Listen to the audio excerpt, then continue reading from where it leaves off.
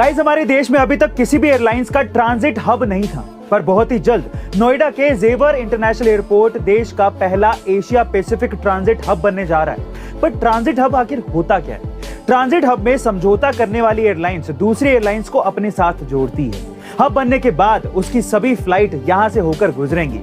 Transit hub बनने से airport में फ्लाइट का आना जाना अधिक हो जाता है। जब फ्लाइट अधिक आएंगी तो एम्प्लॉयमेंट के अपॉर्चुनिटीज भी बढ़ेंगे और बिजनेस भी बढ़ेगा। इसलिए यहाँ पर दूसरे एयरपोर्ट्स के कंपैरिजन में अधिक मॉडर्न टेक्नोलॉजीज देखने को मिलेंगी, जैसे पेरिस के एयरपोर्ट पर देखने को मिलती हैं। साथ ही बताया यह भी जा रहा है कि ये देश का सबसे बड़ा इंटरनेशनल एयरपोर्ट बनेगा। गाइस, हाल ही में अमेरिकी राष्ट्रपति जो बाइडेन ने भारतीय मूल की डॉक्टर आरती प्रभाकर को अपना विज्ञान सलाहकार नियुक्त किया है। इसके साथ ही आरती OSTP को लीड करने वाली पहली महिला अप्रवासी भारतीय बन गई हैं। इनकी एक्सपीरियंसेस की लिस्ट इतनी लंबी है कि क्या ही बताएं।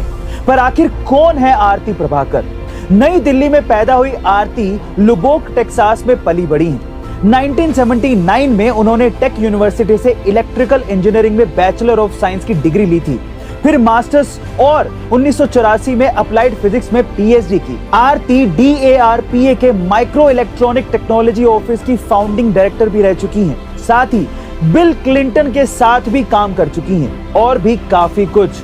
We are really proud of Aarti Prabhakar. Guys, आप सभी ने बिल्ली बंदर वाली कहानी तो सुनी ही होगी कि कैसे दो बिल्लियों की रोटी की लड़ाई में बंदर रोटी हथिया के निकल लेता है। ऐसी एक कहानी है इंडिया बांग्लादेश के बीच द्वीप विवाद की, जो 30 सालों तक चला। 1974 में इंडिया ने जब इसकी खोज की तो इसे न्यू मुरे आइलैंड का नाम दिया गया, लेकिन 1978 में बांग्लादेश ने इस पर अपना हक जमाते हुए इसे साउथ ताली पट्टी का नाम दिया। गाइस, अब बात करते हैं बंदर की। अब तक आप ये समझ ही गए होंगे कि यहाँ पर दो बिल्लियां कौन हैं। दोनों ही देश यहाँ के संसाधनों के कारण इसे अपना बताते थे और समय समय पर शक्ति प्रदर्शन के जरिए इस पर काबिज होने की कोशिश करते थे। इस विवाद के सुलझने तक इसे नो मैन्स लैंड का नाम दिया गया था, लेकिन तभी जलवायु परिवर्तन की वजह से समंदर का लेवल इतना ज्यादा बढ़ गया कि 2011 में ये द्वीप पूरी तरीके से जलमग्न हो गया। गाइस, हमने कितनी अनोखी भाषाओं को देखा है जो कि अजीब तरीके से बोली जाती है,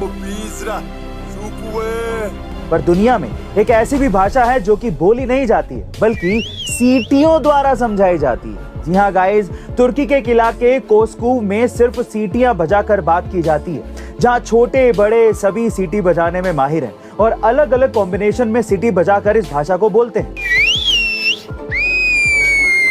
इस भाषा की खास बात यह है कि इसको बोलने और समझने के लिए सिर्फ सीटी बजाने की कला ही नहीं बल्कि अपने कानों को भी ट्रेनिंग देने की जरूरत पड़ती है, जिससे ये भाषा बोलना और समझना दोनों ही काफी मुश्किल होता है। पर यहाँ के लोग बेहद खूबसूरती के साथ बिना शब्दों को यूज किए सिर्फ सीटियां बजाकर बात करते हैं।